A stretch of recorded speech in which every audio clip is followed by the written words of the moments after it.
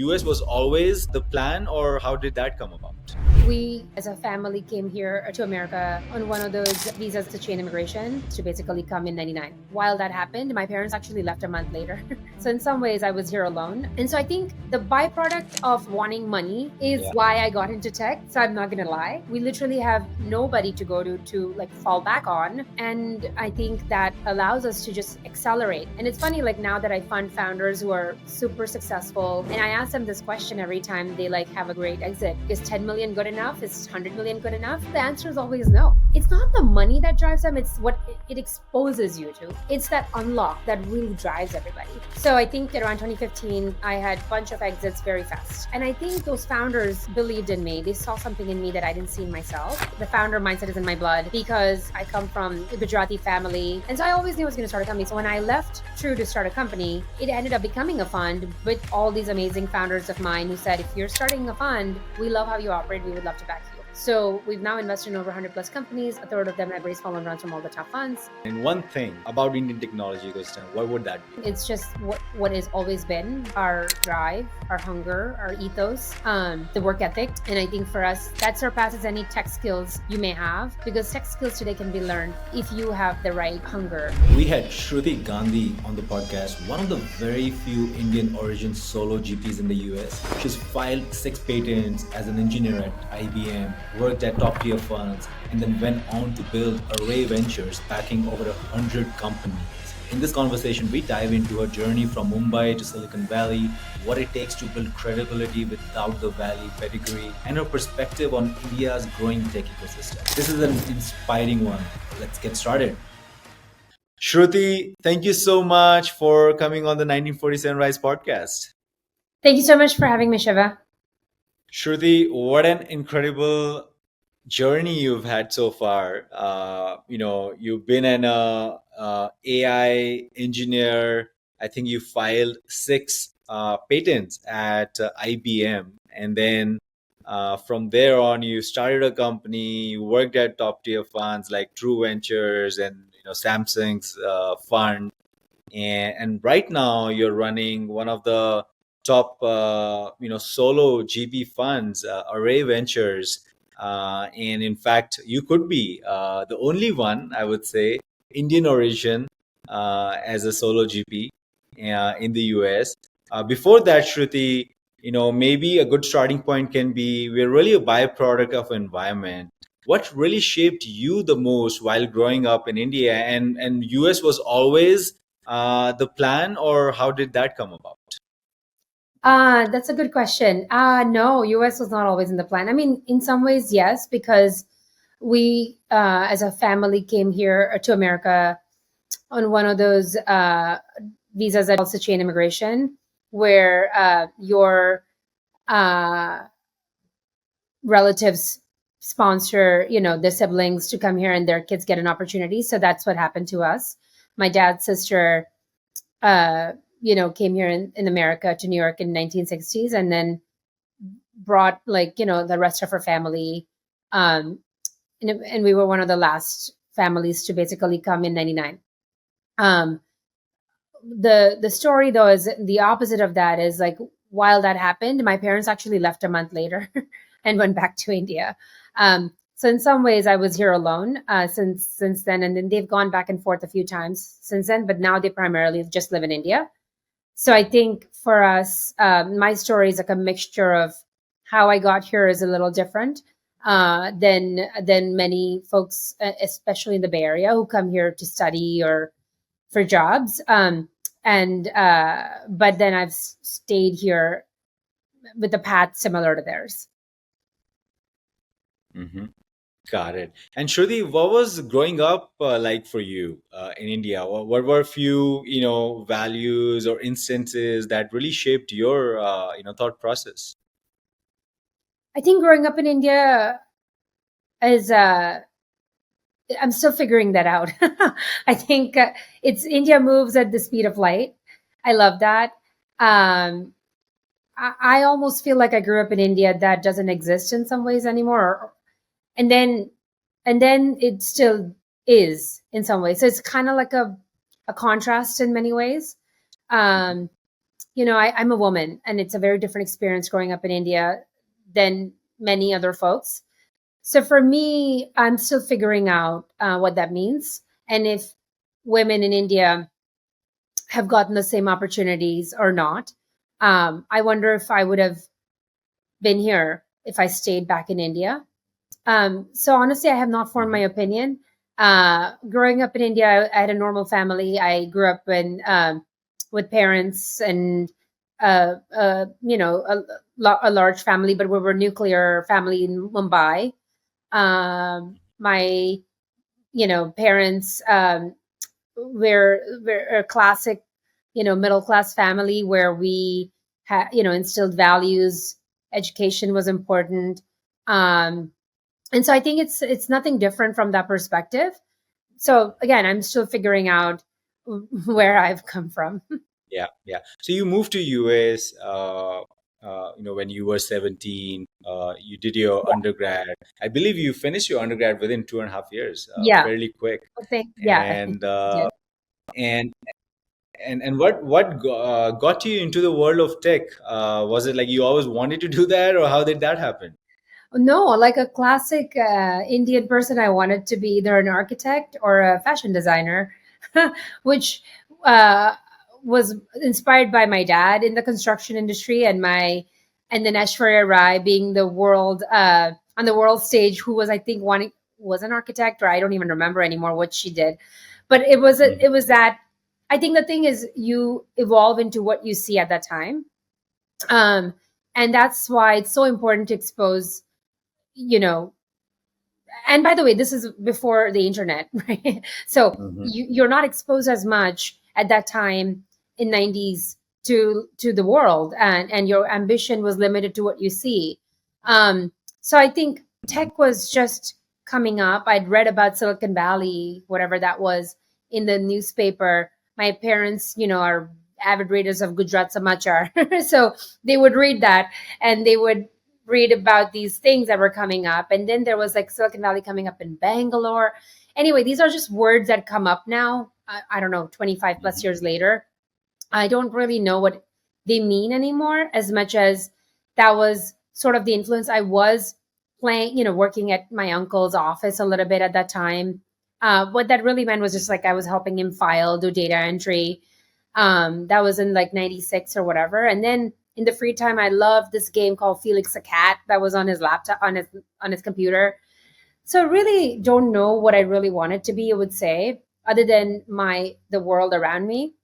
When I did come to America, there was a harsh reality of like I had to really make money fast to support my family, and I think that kind of created a really narrow perspective of like where I should be in that moment and time, and that kind of was tech. Now it's kind of funny that we're like repeating and reliving that in the AI world because everybody wants to be in AI because we think that's the future and that's where you make money. So in some ways, there's generations of kids that are coming up today. That's the color they're going to grow around. So for me, that was tech was becoming big, internet was becoming big. I taught myself how to code. I taught myself how to type really well with this app called Typing Tutor at the time. This is Hmm. 99 summer. I just got here. Yeah. And I had to figure out if I was going to pursue a degree in architecture, which, what that really meant in America, or fashion designer, what that really meant in America, um, or this tech thing that would have given me a job at IBM that I knew was going to happen because IBM was a main employer in town where I was, which is in Poughkeepsie, New York. Hmm. So in some ways, again, you are a product of the universe you're in, which Yeah. is unfortunate. For me, in America, that became fortunate because I was like a big fish in a small pond in some ways. Hmm. So that the Poughkeepsie happened to have two universities, both small but great, well known. One is Vassar, and one is Marist. Um, as an Indian woman, I was not allowed to leave town. So I had to find a university in town. So I went to Marist, convinced them to take me without SAT scores, and then started working at their computing lab while having some other jobs as well as like as a sales associate at like Filene's, which is not even a store anymore, which is like the Macy's. Mhm. Um, and so I think the byproduct of wanting money is Yeah. why I got into tech. So I'm not going to lie. Um, but I think that's a lot of us, right? Like we come with nothing and we really quickly want to, have upward mobility into wherever we're coming from. And that's why Indians are so successful here, right? Like we literally have nobody to go to like fall back on. um, and I think that allows us to just accelerate. And I think the goalpost is very clear: make money, Mhm. get a house and a car in a good neighborhood so your family can live in, your brother can go to the right school or whatnot. So I think that's like those little motivations get you there, and then you see something else and you're like, you know, wow, I want that. And it's funny, like now that I Mhm. fund founders who are super successful, and I ask them this question every time they like have a great exit. And I go like, well, Mhm. you know, was that good? Like, is 10 million good enough? Is 100 million good enough? And I think the answer is always no. It's Mhm. like now that you've tasted something else that you didn't, it's not the money that drives them, it's what it exposes you to, right? And I Yeah. think that universe of what we are not part of, especially what I was saying before, the internet and so forth, is so amazing for people who love learning. Mhm. Um, right? Like the curiosity, like what does it, why didn't I know about this? Whatever this is that is unlocked at whatever wealth you have. It's not Mhm. the wealth, right? Like most people I know still like living in their whatever house and whatever car. It's that unlock that really drives everybody. And so I think Mhm. that is a driver for me and most of the people around me. And I've been fortunate enough to get into these worlds now that I've unlocked for myself. Yeah. Yeah. And Shruti, you had a fantastic run at IBM, and then of course you worked at a bunch of top-notch funds as well. And back in 2016 is when you founded Array Ventures, and back then, look, solo GP was not a thing at all. Yeah. And plus, you not having been, founded a company or have A gotten a successful success company. in building Yeah. a company, plus being a woman and Indian origin, what really gave you the confidence to like this? Were there few people around you that gave you confidence, or was there a an instance? Tell us more about that. That's a good question. I would say the thing is there are more people around me who believed in me than I believed in myself at the time. That's for sure. So I think around 2015 I had a bunch of exits very fast. Um, some of my companies were acquired by Google. So Google, Samsung, McGraw-Hill Education, um, and then there were some I was on the boards of, like Zimperium, that recently got acquired for about 500 million. So they were all on the up. And I think those founders believed in me. They saw something in me that I didn't see in myself. I was doing my job. They saw I was doing it different than others. And they really wanted to back Hmm. me. So I think when they came in, as I said, early on, I was very lucky to have these founders make good amount of money, and me being affiliated with that. So I think early on, when they were able to support and give back, they chose me. And I wasn't looking to start a fund. I was looking to start a company. The founder blood is in my blood. The founder mindset is in my blood because I come from a Gujarati family. My dad has started multiple companies, failed multiple times, but kept going. So this is just what I know. Honestly, I didn't know anybody in my world that actually had a corporate life, which is which is the counter to like the opposite of like why I just knew that was the way.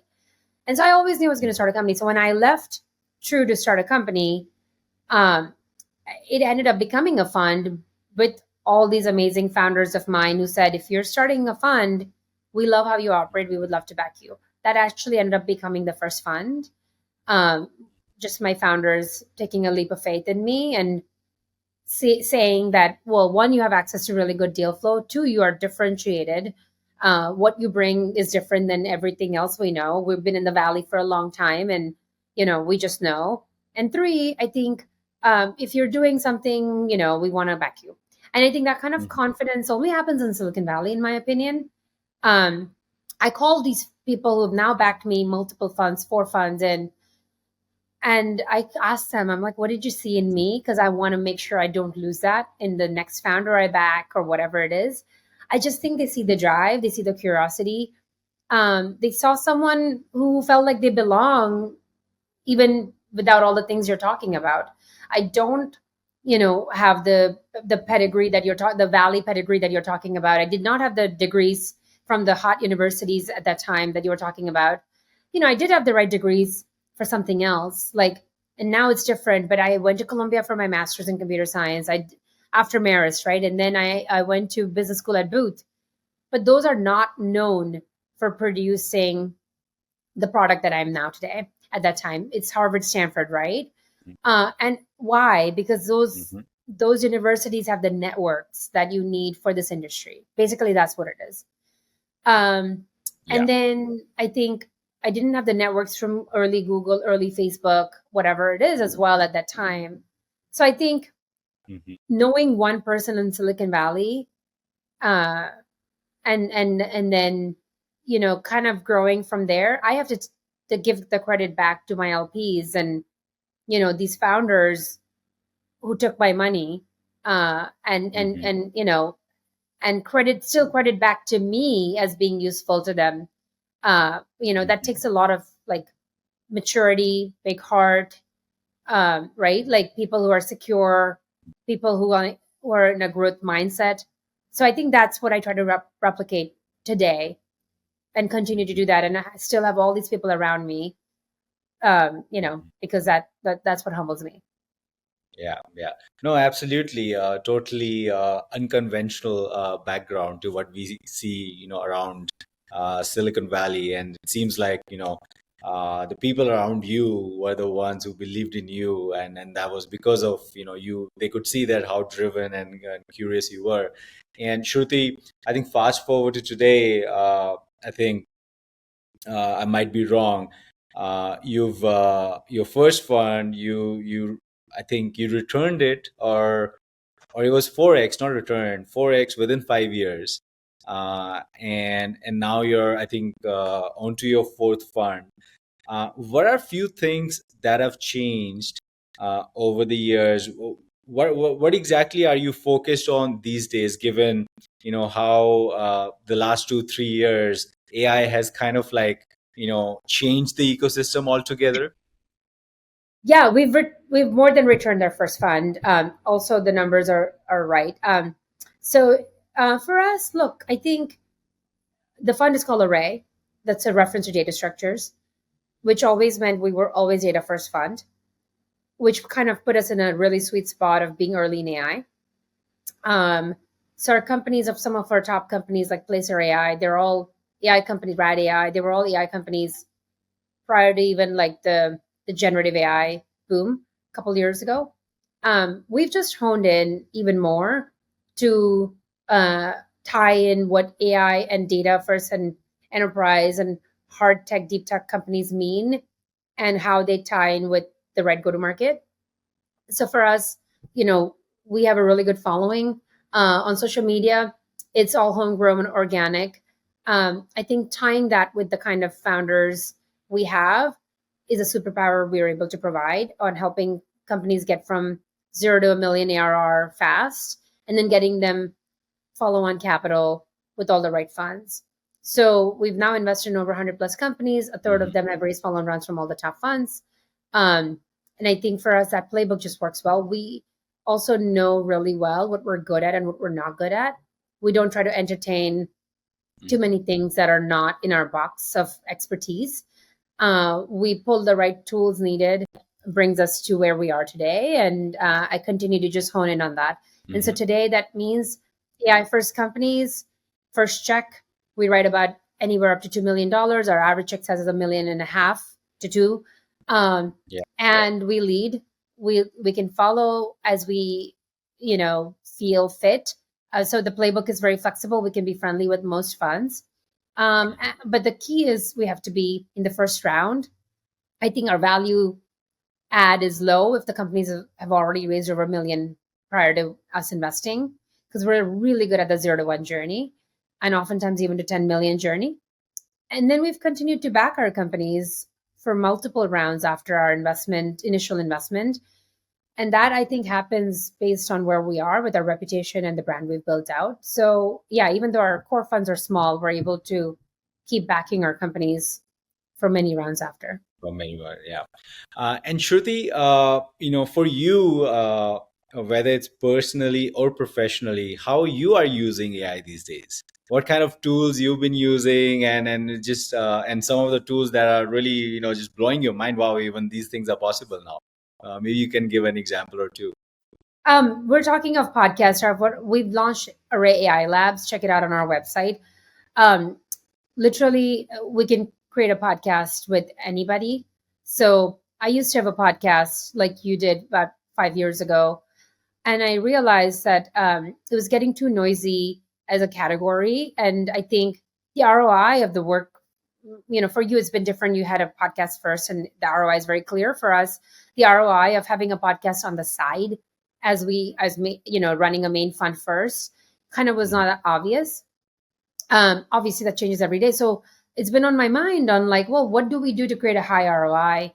And the world has become so amazing now that we created podcasts with every celebrity we wanted to interview in matter of minutes. So we have a podcast with Ashton Kutcher. We have a podcast with Elon Musk. We have a podcast with Bill Gurley, all generated, including I am generated. Our questions are generated. The answers are generated. So what we've taken as an AI as an approach is creating platform that can create scalable things. So everything we do now with AI is able to just now make it 100x, 10x, 100x more impact. So the podcast, it's on our website there for fun. But what we do is now provide that platform now to our companies. We use it as a platform to generate content for our own companies. And that is pretty awesome. So we build tools.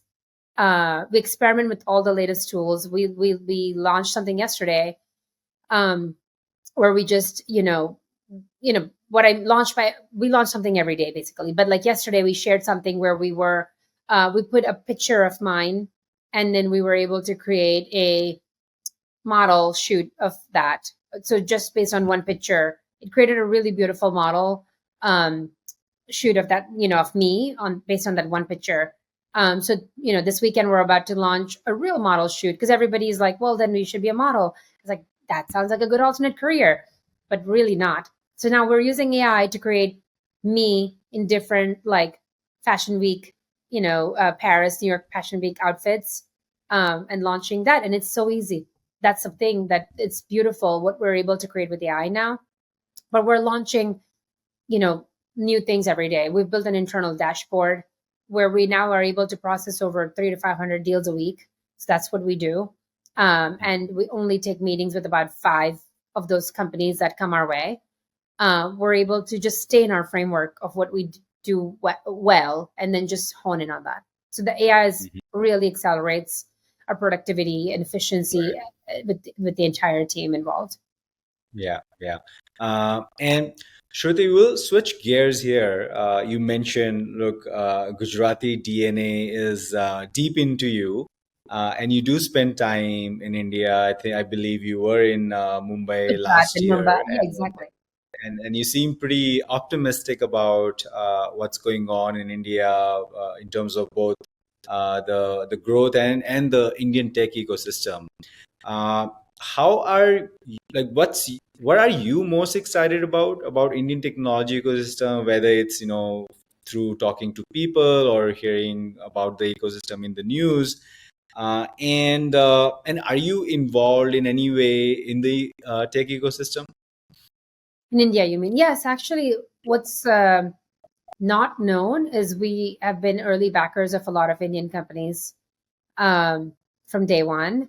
One of our early investments that is not a company anymore is a company called Mastery Den, VUAI, with Sequoia over a decade ago. So that's just that fact. On the other hand, you talk about returnees. Over half of our companies are their founding their half of founding team is based back in India. It's returnees who want to be close to home, but have made friendships with people here and are close, so they end up, one founder here, one founder there. The whole remote model has gotten popular. We've been investing in companies like that, especially with Indians. We love that model because it's not a outsourcing shop. It's real talent back in India with all the returnees who, are really talented, but just feel like they need to be close to, their roots. So half of our founders are, back. We have other places where we are, we have the similar model in like Israel, Europe and others, but like India is our core of this model where we've seen success. We're very plugged into most funds, most companies there.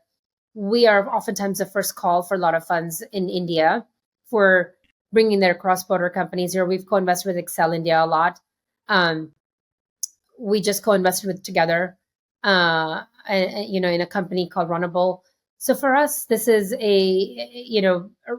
just because we're here and we're not a cross-border fund doesn't mean we don't work with Indian founder companies ecosystem. We're well rooted in that, and that's who I am. So it's for me it's just the comfort zone. Yeah. Got it. And what excites you the most, or maybe like if you were to bet with high conviction in one thing about Indian technology ecosystem, what would that be? I don't know if it's one thing. It's just what has always been our drive, our hunger, our ethos, the work ethic. I think, these founders that I back, like you talk about the 997, 996 model of work here, that's just in our blood, frankly. And I think we don't have to come up with a model as much as like that drive to like make a difference in the world, the drive to like have your life as your message. These are just the values we're all born with in some ways and like live with. And I think for us, that surpasses any tech skills you may have, because tech skills today can be learned. You can vibe code things. We vibe code things. It's pretty straightforward and simple. And then you can hire the right engineering infra team to scale stuff if you have the right hunger. And that's a go-to-market, challenge that I think we're just like born with, where it's in our blood. Yeah. Shruti, one last one. Look, we know you as as an engineer, as an investor now. What do your friends know you for? Who are you outside of work? I'm a mom. I'm a mom of 2 kids, and I love that. I love seeing my kids thrive in this world, and I want to see how I impart the right values. Is it the right Indian values? Is it the right American values? I don't know. So I'm a student of curiosity on that front, and I also am fascinated to see how my kids use tech every single day. We are no device household, but it's still fascinating how my kids can pick up a phone, navigate Instagram or photos or ChatGPT or Alexa. So even though we're not no device, our devices are everywhere. They can talk to Alexa and ask for time and the weather and the song they want. So for me, that curiosity of like what the next generation is going to be and what kind of tech should we be investing, it kind of like puts me at this amazing position of just like having like live lab students in my house to experiment with. Yeah. So yeah, that's who I am. Yeah. Thank you so much, Shruti. Thanks for coming on and just sharing your journey with us. Thanks Appreciate for it. having me. I love the questions and I love the mission here. Absolutely.